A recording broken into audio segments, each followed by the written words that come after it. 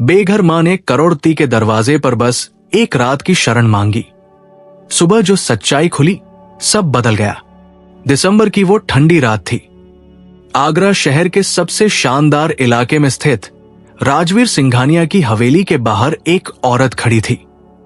उसके हाथ में एक फटा हुआ शॉल था और पैरों में बुरी तरह से घिसी हुई चप्पलें। उसकी उम्र 50 के आसपास होगी, लेकिन चेहरे पर झुर्रियों का जाल ऐसा लग रहा था मानो जिंदगी ने उसे उम्र से कहीं ज्यादा बूढ़ा कर दिया हो। राजवीर सिंघानिया, ये नाम आगरा में किसी परिचय का मोहताज नहीं था। रियल एस्टेट का बादशाह, करोड़ों की संपत्ति का मालिक और शहर के सबसे प्रभावशाली व्यक्तियों में से एक। उनकी हवेली देखकर ही अंदाजा लग जाता था कि यहां कितनी दौलत बसती है। संगमरमर के फर्श, झाड़ फानूस की रोशनी और महंगी गाड़ियों का काफिला। उस औरत ने कांपते हाथों से हवेली के दरवाजे की घंटी बजाई। एक बार, 2 बार, 3 बार। आखिरकार दरवाजा खुला और सामने खड़ा था राजवीर का बेटा अर्जुन सिंघानिया। 30 साल का नौजवान, महंगे कपड़ों में सजा, चेहरे पर घमंड की हल्की सी छाया। क्या चाहिए? अर्जुन ने झुंझलाते हुए पूछा। औरत ने अपनी आवाज को स्थिर करने की कोशिश करते हुए कहा, बेटा, मैं सिर्फ एक रात के लिए, कहीं कोई कोना मिल जाए। बहुत ठंड है बाहर, कल सुबह चली जाऊंगी। अर्जुन ने उसे ऊपर से नीचे तक देखा। घृणा और तिरस्कार उसकी आंखों में साफ झलक रहा था। यहां कोई धर्मशाला नहीं है, आगे बढ़ो बेटा, प्लीज, बस एक रात। मैं कहीं बाहर, किसी बरामदे में, बस। औरत की आवाज कांप रही थी। तभी पीछे से एक आवाज आई, अर्जुन, कौन है? राजवीर सिंघानिया खुद बाहर आए। 60 साल के आसपास, लेकिन तेज तर्रार और व्यक्तित्व से भरे। उन्होंने औरत को देखा, फिर अपने बेटे को। पिताजी, ये भीख मांगने आई है, मैं इसे भगा रहा था, अर्जुन ने कहा। राजवीर कुछ देर औरत को देखते रहे। उनकी आंखों में एक अजीब सा भाव आया जो जल्दी ही गायब हो गया। एक रात की शरण चाहिए? राजवीर ने पूछा। औरत ने सिर हिलाया। उसकी आंखों में आंसू थे। राजवीर ने एक गहरी सांस ली। ठीक है, नौकर के क्वार्टर में एक कमरा खाली है, वहां रुक सकती हो, लेकिन सुबह होते ही निकल जाना होगा। अर्जुन के चेहरे पर हैरानी और गुस्सा दोनों थे। पिताजी, आप, बस अर्जुन, मानवता अभी मरी नहीं है, राजवीर ने कड़ी आवाज में कहा। औरत को नौकर के क्वार्टर में एक छोटा सा कमरा दिखाया गया। कमरा साधारण था, लेकिन उस औरत के लिए किसी महल से कम नहीं। कम से कम ठंड से बचाव तो मिलेगा। रात के खाने का समय हुआ। राजवीर ने नौकर से कहा कि औरत के लिए भी खाना भेज दे। अर्जुन इस बात से नाराज था। पिताजी, आप जानते हैं इन लोगों को एक बार मौका मिल जाए तो फिर ये छोड़ते नहीं। कल ये कहेगी कि एक दिन और चाहिए, फिर एक और, फिर ये यही का यही डेरा डाल लेंगी। अर्जुन ने खाने की मेज पर बैठे हुए कहा, तुम्हारा दिल इतना पत्थर कब हो गया अर्जुन? क्या तुम्हें याद नहीं जब हम भी? राजवीर ने अपनी बात बीच में ही रोक ली। क्या पिताजी, हम कब गरीब थे? आपने तो हमेशा मुझे ऐशोआराम में पाला है, अर्जुन ने व्यंग्य से कहा। राजवीर चुप रहे। उनकी आंखों में एक पुरानी याद की परछाई घूम गई। उधर नौकर के क्वार्टर में औरत खाना खा रही थी। आंसू उसकी आंखों से लगातार बह रहे थे। वो बस रोटी का एक टुकड़ा मुंह में डालती और फिर रुक जाती, जैसे कुछ याद आ रहा हो। रात गहरा गई। हवेली में सन्नाटा था, लेकिन राजवीर को नींद नहीं आ रही थी। वो अपने कमरे में बैठे कुछ सोच रहे थे। उनकी पत्नी मीरा उनके पास आई। क्या हुआ, नींद नहीं आ रही? मीरा ने पूछा। वो औरत, मुझे पता नहीं क्यों, लेकिन उसे देखकर मुझे अपना बचपन याद आ गया, राजवीर ने धीमे से कहा। तुम भी ना हर किसी को देखकर भावुक हो जाते हो। सुबह चली जाएगी, ज्यादा मत सोचो, मीरा ने कहा और सो गई। लेकिन राजवीर को चैन नहीं था। वो उठे और खिड़की से बाहर देखने लगे, नौकर के क्वार्टर की तरफ। सुबह की पहली किरण के साथ ही हवेली में हलचल शुरू हो गई। नौकर अपने काम में लग गए। राजवीर अपने ऑफिस जाने की तैयारी कर रहे थे। तभी नौकर के क्वार्टर से एक चीख की आवाज आई। राजवीर, मीरा और अर्जुन तीनों भागे। वहां पहुंचकर देखा कि वो औरत जमीन पर गिरी हुई है। उसे तेज बुखार था और वो बेहोश हो रही थी। अरे, इसे हॉस्पिटल ले जाना होगा। राजवीर ने तुरंत कहा, पिताजी, ये हमारी जिम्मेदारी नहीं है, पुलिस को बुलाते हैं। अर्जुन ने कहा, अर्जुन, तमीज से बात करो, ये एक इंसान है, गाड़ी निकालो, मैं इसे ले जा रहा हूं। राजवीर की आवाज में सख्ती थी। औरत को हॉस्पिटल ले जाया गया। डॉक्टर ने जांच की और बताया कि उसे निमोनिया है और वो कई दिनों से भूखी है। उसकी हालत गंभीर है, इसका इलाज करवाइए। जो खर्च होगा मैं दूंगा, राजवीर ने कहा। हॉस्पिटल में औरत को भर्ती करवा दिया गया। राजवीर वहीं रुके रहे। अर्जुन और मीरा घर वापस चले गए। 2 दिन बाद औरत की हालत में सुधार आया। वो होश में आई।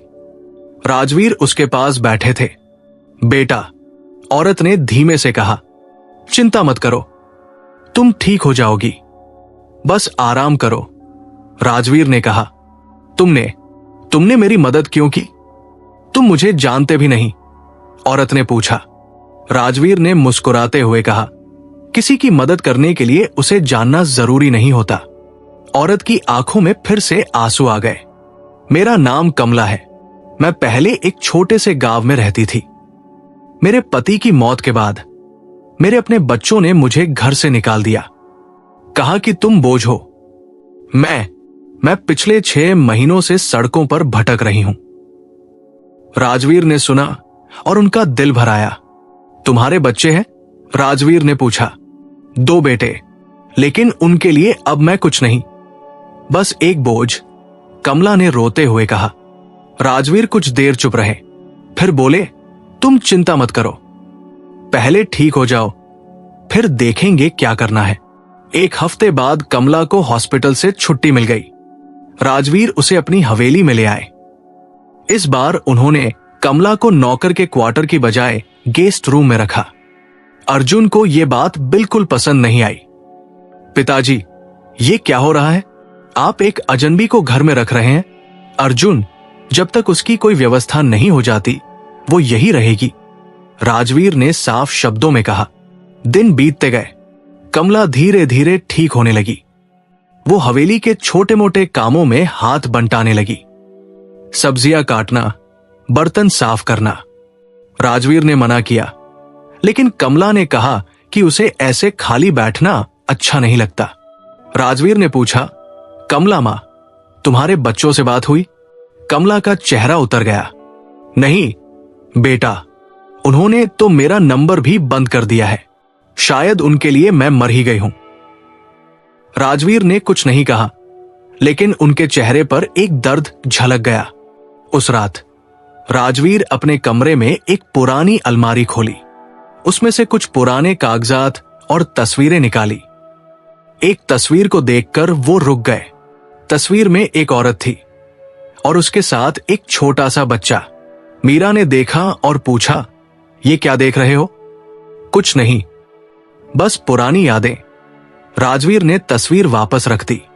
अगले दिन सुबह राजवीर ने अपने वकील को बुलाया। कुछ देर बात करने के बाद वकील चला गया। राजवीर के चेहरे पर एक अजीब सा भाव था। उस शाम राजवीर ने कमला को अपने स्टडी रूम में बुलाया। कमला घबराई हुई आई। बैठो कमला मां, राजवीर ने कहा। कमला बैठ गई। उसके दिल की धड़कनें तेज थी। मैं तुमसे कुछ पूछना चाहता हूं। तुम्हारे बच्चों के नाम क्या है? राजवीर ने पूछा। राजू और विजय, कमला ने कहा। राजवीर ने एक कागज निकाला और कमला के सामने रख दिया। ये देखो।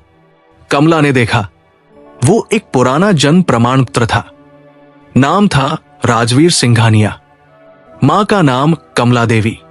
कमला की आंखें फटी की फटी रह गई। उसके हाथ कांपने लगे। तुम कमला के मुंह से शब्द नहीं निकल रहे थे। राजवीर की आंखों में आंसू थे। हां मां, मैं तुम्हारा राजू हूं। कमला की चीख निकल गई। वो राजवीर के पैरों पर गिर गई। राजू, मेरा राजू, तू जिंदा है। राजवीर ने अपनी मां को उठाया और गले लगा लिया। दोनों रो रहे थे। मां, मैंने तुम्हें पहचान लिया था उसी रात जब तुम दरवाजे पर आई थी, लेकिन मुझे यकीन नहीं हो रहा था। इतने साल हो गए थे, तुम्हारा चेहरा इतना बदल गया था। राजवीर रोते हुए बोले। कमला हिचकियां लेते हुए बोली, लेकिन तूने मुझे पहचानने से इनकार क्यों किया? राजवीर ने अपनी मां को कुर्सी पर बिठाया और खुद सामने बैठ गए। उन्होंने अपनी कहानी शुरू की। मां, जब मैं 10 साल का था तब पिताजी की मौत हो गई थी। याद है, हम बहुत गरीब थे। तुम मेहनत मजदूरी करती थी और हमारा पेट पालती थी। विजय तब सिर्फ 5 साल का था। कमला सिर हिला रही थी, आंसू पोंछते हुए। फिर एक दिन गांव के जमींदार ने तुम्हें अपने घर काम करने बुलाया। तुम सुबह जाती और रात को लौटती। एक दिन मैं और विजय घर पर अकेले थे। मैं भूख से तड़प रहा था। मैंने पड़ोसी के घर से कुछ खाना चुरा लिया। मुझे पकड़ लिया गया। राजवीर की आवाज कांप रही थी। गांव वालों ने मुझे बहुत मारा। तुम आई और उन्हें मुझे छोड़ने के लिए मिन्नतें की। उस दिन के बाद गांव में हमारी बहुत बेइज्जती हुई। तुमने फैसला किया कि मुझे शहर भेज दो, किसी अनाथालय में, ताकि मुझे अच्छी शिक्षा मिल सके। कमला रो रही थी। हां, मैं तुझे छोड़ने आगरा आई थी। मैं चाहती थी कि तू एक अच्छी जिंदगी जिए, लेकिन मैं अनाथालय में नहीं रहा। मां, वहां से मैं भाग गया। मैं छोटे मोटे काम करने लगा, होटलों में, दुकानों में। फिर एक दिन एक धनी व्यापारी ने मेरी ईमानदारी देखी और मुझे अपना बेटा बना लिया। उन्होंने मुझे सिंघानिया कुल में गोद ले लिया। मैं राजू से राजवीर सिंघानिया बन गया। राजवीर ने एक गहरी सांस ली। मैंने तुम्हें खोजने की बहुत कोशिश की मां, हर जगह, लेकिन गांव में किसी को नहीं पता था तुम कहां हो। किसी ने कहा तुम दूसरी जगह चली गई, किसी ने कहा शायद तुम नहीं रही। मैंने हार मान ली। दोनों मां बेटे गले मिलकर रोते रहे। पिछले 40 सालों का दर्द, जुदाई की पीड़ा, सब आंसुओं में बह रही थी। तभी दरवाजे पर दस्तक हुई। मीरा और अर्जुन अंदर आए। पिताजी, ये क्या हो रहा है? अर्जुन ने पूछा। राजवीर ने अपने आंसू पोंछे और खड़े हो गए। उन्होंने कमला का हाथ पकड़ा और बोले, अर्जुन, मीरा, मैं तुम्हें अपनी मां से मिलवाना चाहता हूं। कमला देवी, मेरी असली मां। अर्जुन के पैरों तले जमीन खिसक गई। मीरा की आंखें भी भर आई। ये वही औरत जिसे मैंने दरवाजे से भगाना चाहा था। अर्जुन की आवाज कांप रही थी। हां बेटा, और ये तुम्हारी दादी है, राजवीर ने कहा।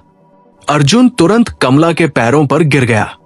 दादी मां, मुझे माफ कर दो। मैंने नहीं जाना था। कमला ने अर्जुन को आशीर्वाद दिया। मीरा भी आगे आई और कमला के पैर छुए। उस रात राजवीर ने अपने पूरे परिवार को इकट्ठा किया और सारी बात बताई। कैसे वो अपनी मां से बिछड़े, कैसे उन्होंने उसे खोजा और कैसे किस्मत ने उन्हें फिर से मिला दिया। अगले दिन राजवीर ने कमला के दूसरे बेटे विजय को खोजने का फैसला किया। उन्होंने प्राइवेट जासूसों को लगाया। कुछ हफ्तों में पता चला कि विजय दिल्ली में एक छोटी सी दुकान चलाता है। वो भी अपनी मां को खोज रहा था, लेकिन उसके पास संसाधन नहीं थे। राजवीर ने विजय को बुलवाया। जब विजय अपनी मां से मिला, वो भी फूट फूट कर रोया। दोनों भाइयों की भी मुलाकात हुई। विजय ने राजवीर से माफी मांगी, क्योंकि उसने मां को घर से नहीं निकाला था, बल्कि उसकी पत्नी ने निकाला था, और विजय कुछ नहीं कर पाया। वो खुद भी मां को खोज रहा था। राजवीर ने अपनी मां को अपने घर में सम्मान की जगह दी। एक बड़ा सा कमरा, सारी सुविधाएं और सबसे बढ़कर अपने बेटों और परिवार का प्यार। कमला के जीवन का पहिया घूम चुका था। जो औरत सड़कों पर ठंड में ठिठुर रही थी, आज 1 करोड़पति की मां के रूप में सम्मान पा रही थी। अर्जुन ने उस रात से बहुत कुछ सीखा। उसने अपने पिता से कहा, पिताजी, मैं शर्मिंदा हूं। मैंने कभी नहीं सोचा था कि एक दिन मैं अपनी ही दादी को दरवाजे से भगाने की कोशिश करूंगा। आज से मैं हर जरूरतमंद की मदद करूंगा। राजवीर ने मुस्कुराते हुए कहा, बेटा, जिंदगी हमें अजीब तरीकों से सबक सिखाती है। हमें कभी किसी को उसकी हालत से नहीं आंकना चाहिए। हर इंसान के पीछे एक कहानी होती है, एक संघर्ष होता है। कमला ने अपने दोनों बेटों को गले लगाया और कहा, भगवान ने मुझे दोबारा जीवन दिया है। मुझे तुम दोनों से मिला दिया। मैं धन्य हूं। उस दिन के बाद राजवीर के घर में एक नया नियम बना। हर महीने वो जरूरतमंद लोगों के लिए एक लंगर का आयोजन करते। बेघर लोगों को खाना, कपड़े और मदद मिलती। अर्जुन खुद इसमें भाग लेता। कमला अपने बचे हुए सालों में अपने बेटों के साथ खुशी से रही। उसने कभी दौलत की परवाह नहीं की, बस अपने बेटों का प्यार चाहा जो उसे मिल गया था। और उस एक रात की शरण ने 3 जिंदगियों को बदल दिया। एक मां को उसके बेटे मिल गए, एक बेटे को उसकी मां मिल गई और एक नौजवान को जिंदगी का सबसे बड़ा सबक मिल गया कि इंसानियत किसी भी दौलत से बड़ी होती है। ये कहानी सिखाती है कि जीवन में सच्चा धन पैसा नहीं, बल्कि रिश्ते होते हैं। एक रात की शरण ने टूटा हुआ परिवार जोड़ दिया और एक घमंडी इंसान को इंसान बना दिया। सच में इंसानियत ही सबसे बड़ी दौलत है। अगर ये कहानी आपके दिल को छू गई हो और इंसानियत का महत्व समझा गई हो, तो कृपया इस वीडियो को लाइक करें। आप इस कहानी से किस जगह से जुड़ रहे हैं, कमेंट में जरूर लिखिए। देखते हैं सबसे पहले किस जगह का नाम आता है। इसे अपने दोस्तों और परिवार के साथ शेयर करें ताकि ये संदेश और लोगों तक पहुंचे। और ऐसी ही भावुक व प्रेरणादायक कहानियों के लिए हमारे चैनल को सब्सक्राइब करना न भूलें।